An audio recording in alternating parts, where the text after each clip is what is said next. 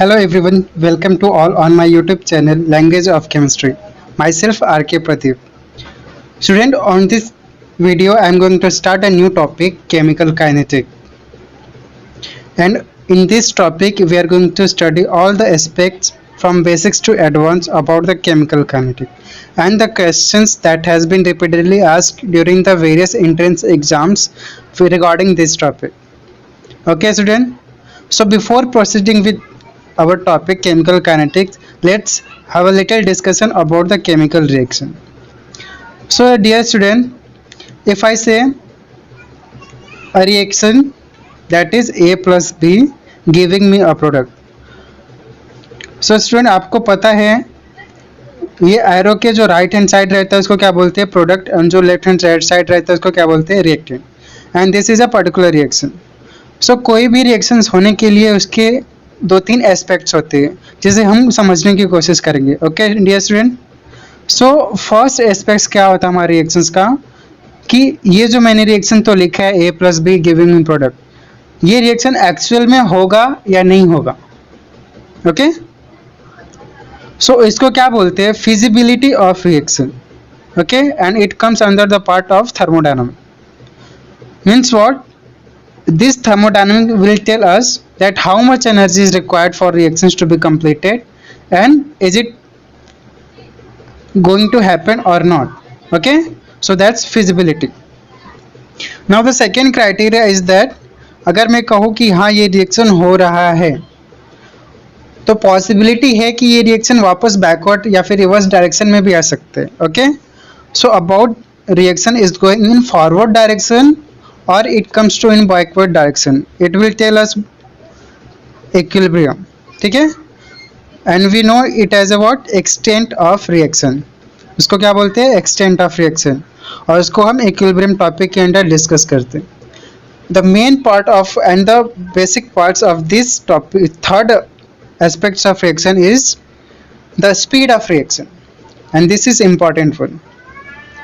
अगर मैं कहूँ ये रिएक्शन फास्ट हो रहा है या स्लो हो रहा है, okay, that means what I am saying about the speed of reaction.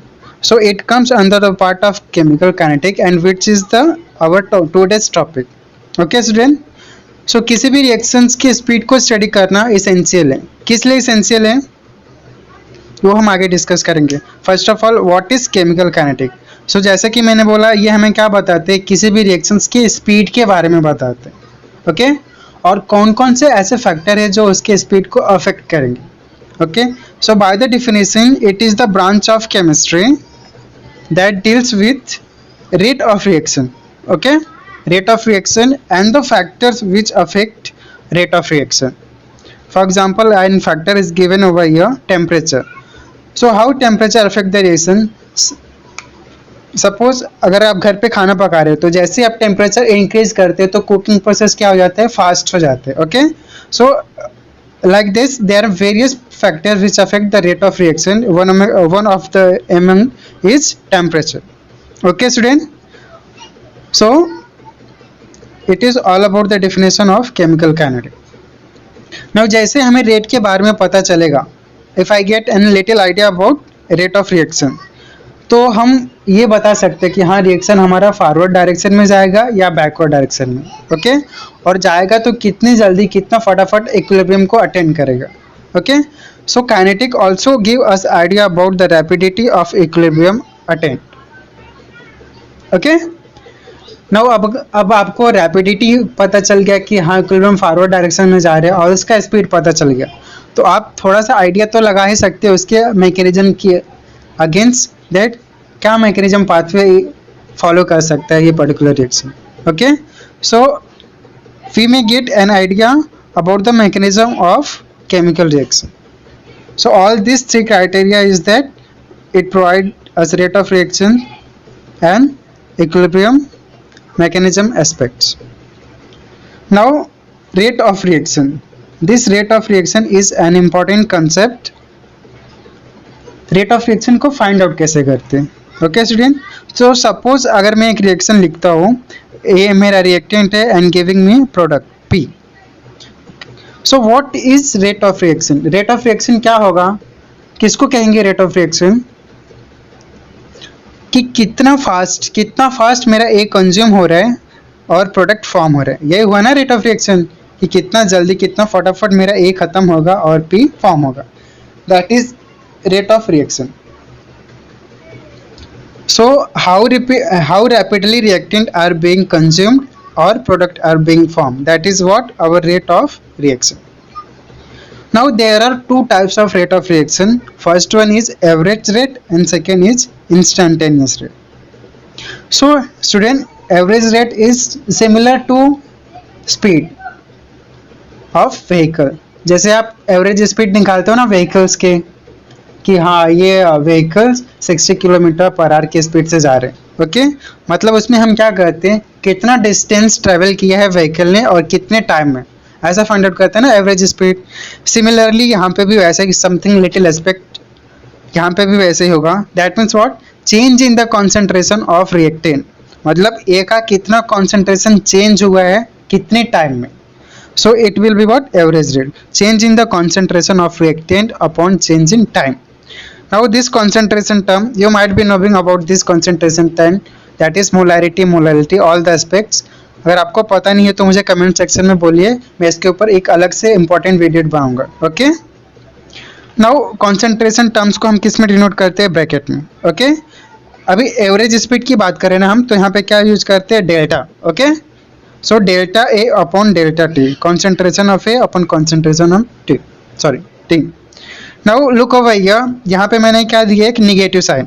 So student, ये निगेटिव साइन ये हमें इंडिकेट कर रहा है कि हमारा जैसे रिएक्शन प्रोसीड हो रहा है, ए का कॉन्सेंट्रेशन क्या होते जा रहा है, कम होते जा रहा है ना ए का कॉन्सेंट्रेशन, और पी का प्रोडक्ट का कॉन्सेंट्रेशन क्या होते जाएगा, इंक्रीज होते जाएगा। सो अगर एवरेज रेट को मैं प्रोडक्ट के विथ रिस्पेक्ट टू एक्सप्लेन करूँ तो क्या होगा मेरा rate of reaction, that is what, change in the concentration of product upon change in time. Now जैसा कि मैंने बोला, प्रोडक्ट ही हमारा प्रोडक्ट क्या होते जाएगा, फॉर्म होते जाएगा, इंक्रीज होते जाएगा, that's why we put over here plus sign. So it will be what, delta B upon delta T. Okay student, I hope you are getting this. Now अगर unit की बात करें एवरेज रेट की, तो क्या हो गया, आपको पता है क्या, कॉन्सेंट्रेशन का यूनिट क्या होता है, मोल पर डीएम क्यूब, और टाइम का unit second. So unit for average rate हो जाएगा हमारा mole per dm cube per second. So that is mole per dm cube per second. Student, this is important one, it might be asked in MCQs point of view. Now coming to the second part, that is instantaneous rate. Okay, now what is difference between average rate and instantaneous rate is the time. Average rate हम किसके लिए find out करते हैं, the total interval of time through which reaction is taking place, मतलब overall reaction के लिए हम क्या फाइंड आउट करते हैं, एवरेज स्पीड, पूरे टाइम इंटरवल के लिए एवरेज स्पीड। बट किसी ने बोला हमें एक फ्रैक्शन सेकेंड्स के लिए रेट ऑफ रिएक्शन निकालना है, तो उसके लिए हम क्या यूज करते हैं, average rate. That means what, it is also the rate of reaction but for a limited period of time. Okay, so ये जो एवरेज रेट है उसको हम एक्सपेरिमेंटली डिटरमाइन करते हैं। ओके, कैसे, अभी हम क्या करेंगे, रिएक्टेंट के कॉन्सेंट्रेशन को अलग अलग इंटरवल पे स्टडी करेंगे कि एक पर्टिकुलर टाइम पे रिएक्टेंट का कॉन्सेंट्रेशन कितना है और कुछ टाइम बाद रिएक्टेंट का कॉन्सेंट्रेशन क्या हुआ। फिर according to the formula dA/dC we can find out the rate of reaction. Okay, now look over here delta is replaced by D. Delta किसके लिए यूज करते थे हम, एवरेज स्पीड के लिए, बट यहाँ पे हम क्या यूज करेंगे, D, that will indicate that time limit is बहुत ही छोटा है। ठीक है, सो यहाँ से हम फाइंड आउट कर सकते हैं रेट ऑफ कंजप्शन यहाँ पे। सो ये क्या हमारा रिएक्टेंट, सो उसके लिए negative sign, so D A upon D T, and for the product D B upon D T. Student, अगर हम एक ग्राफ प्लॉट करते हैं concentration versus time, so it is the reactant concentration and it is time. Similarly for product के लिए भी हम plot कर सकते हैं। सो इस ग्राफ से हमें क्या पता चलता है कि रिएक्टेंट का कॉन्सेंट्रेशन क्या रहता है, इनिशियली बहुत ही ज़्यादा रहते हैं, और जैसे जैसे टाइम इंटरवल इंक्रीज होते जाता है वैसे क्या हो जाएगा, रिएक्टेंट का कॉन्सेंट्रेशन कम होते जा रहा है। Okay student, so this is what our graph of time versus concentration of reactant. Similarly product के विथ रिस्पेक्ट में भी हम ग्राफ प्लॉट कर सकते हैं। सो यहाँ पे क्या होगा, रिएक्टेंट का सॉरी प्रोडक्ट का कॉन्सेंट्रेशन इनिशियली बहुत ही कम रहेगा, और जैसे टाइम इंक्रीज होगा वैसे ही प्रोडक्ट का कॉन्सेंट्रेशन इंक्रीज होते जाएगा।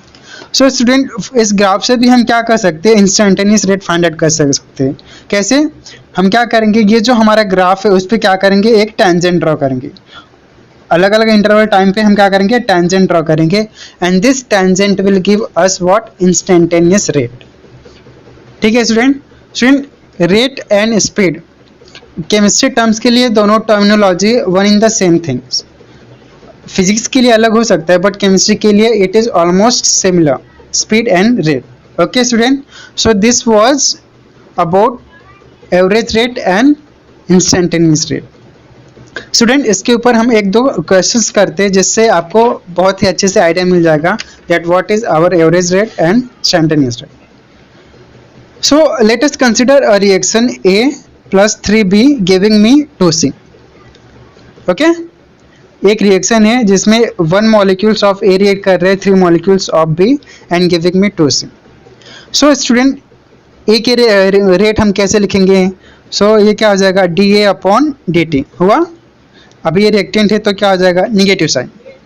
सिमिलरली B के लिए क्या हो जाएगा, dB by dt, also it is reactant, that's why negative sign.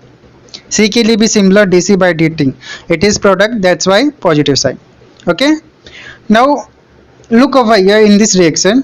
Suppose ये रिएक्शन हमारा 1 आवर्स में कंप्लीट हो रहा है।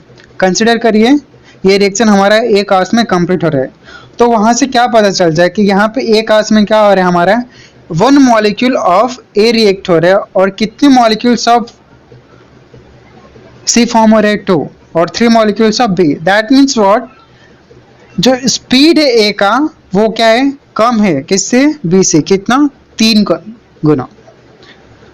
सो यहाँ पे हम लिख सकते हैं किया what, speed of B is faster than A, कितना, 3 टाइम्स, क्योंकि उतने ही इंटरवल में ये 3 स्पेसिस खत्म हो रहा है और ये एक ही। दैट मीन्स इसका स्पीड फास्ट हो रहा है, हुआ रहेगा तभी तो ये 3 मॉलिक्यूल खत्म हो रहे हैं, और इसका स्पीड स्लो है इसलिए ये एक ही खत्म हो रहा है। Okay, so we can write it down that rate of B is 3 times greater than rate of A. Similarly for C we can also write about the concentration of C is 2 times greater than concentration of A.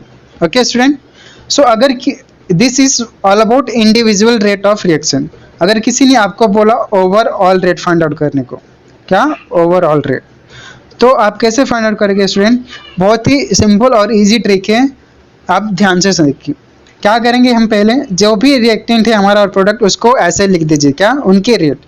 सो ए के लिए क्या हो जाएगा, dA upon dt, B के लिए dB by dt, सी के लिए dC by dt। Okay, अब जो हमारे जो स्टोमेट्रिक कोएफिशिएंट है, जो रिएक्टेंट के स्टार्टिंग में मैथमेटिकल एक्सप्रेशन रहता है उसको क्या बोलते हैं, स्टोमेट्री। सो यहाँ पे 1 है, यहाँ पे 3 और यहाँ पे 2। ओके, सो वो जो हमारे स्टोमेट्रिक है उसको क्या करेंगे, हम डिनोमिनेटर में लिखेंगे। सो 1 के लिए 1 ही, ए के लिए 1 ही है तो ये क्या हो जाएगा, 1 अपॉन 1। बी के लिए कितने हैं, 3, तो यहाँ पे क्या हो जाएगा 1/3। सी के लिए 2 है तो 1/2। ओके, और तीनों को क्या कर देंगे, equal. So this is what our overall rate of reaction. Student, let's have a question. Here it is given, consider a reaction N2O5 giving me 4 molecules of NO and 1 molecules of O2. Okay, ये reaction है। Student, question में दिया है कि rate of disappearance of N2O5 is 0.02 mole per DM. So that's why it is given, that is what rate of decomposition of N2O5 is 2 times this. Okay, पूछा क्या है student हमें, NO2 का rate and O2 का rate and overall rate. So NO2 का rate कैसे find out करेंगे student, जैसा मैंने यहाँ पे बताया, देखो यहाँ पे क्या है, यहाँ पे 2 मॉलिक्यूल्स हैं और यहाँ पे 4 मॉलिक्यूल्स, मतलब किसका स्पीड ज़्यादा है, NO का N2O5 से, कितना, 2 टाइम्स, क्योंकि यहाँ पे 2 मॉलिक्यूल और यहाँ पे 4 है। सो ये 2 टाइम्स फास्टर है ना। सो स्टूडेंट ऐसे लिख दो, NO का स्पीड क्या है, 2 टाइम्स फास्टर है, किससे, NO2 से। So I have written over there, इसका रेट हमें दिया है 0.02, आप पुट करोगे तो क्या आ जाएगा, 0.04। सिमिलरली यहाँ पे रिएक्शन में देखिए O2 का स्पीड, O2 1 मॉलिक्यूल है और ये कितने हैं, 2 molecule. That means what, N2O5 का स्पीड 2 टाइम्स ज़्यादा है किससे, O2 का, मतलब O2 का स्पीड कितना है, हाफ है N2O5 से। सो यहाँ पे देखिए student, similarly I have written the speed of O2 is half than N2O5, so it will be 0.02 upon 2, that's why 0.01. So overall rate reaction के लिए क्या होगा स्टूडेंट, जैसा कि मैंने बोला जो भी आपके रिएक्टेंट्स है प्रोडक्ट से उनको रेट फॉर्मेट में लिख दीजिए, N2O5 के लिए, NO के लिए, NO2 के लिए। अभी उनके जो स्टोमेट्रिक है उसको डिनोमिनेटर में लिखना। सो N2O5 के लिए विल बी व्हाट 1/2 1/4 दिस। अभी आपको पता चला क्या, N2O5 के लिए रेट दिया है 0.02, सो इक्वेशन में पुट करें स्टूडेंट 0.02 डिवाइडेड बाई 0.01। सिमिलरली आप इनमें से कौन से भी रिएक्शन में पुट करोगे तो वैल्यू सेम ही आएगा, that is what overall rate will be what अब 0.01। Okay student, so thank you for today's lecture. On next lecture we proceed with the next topic. I hope you will enjoy this video, so please do share, subscribe to my channel. Thank you.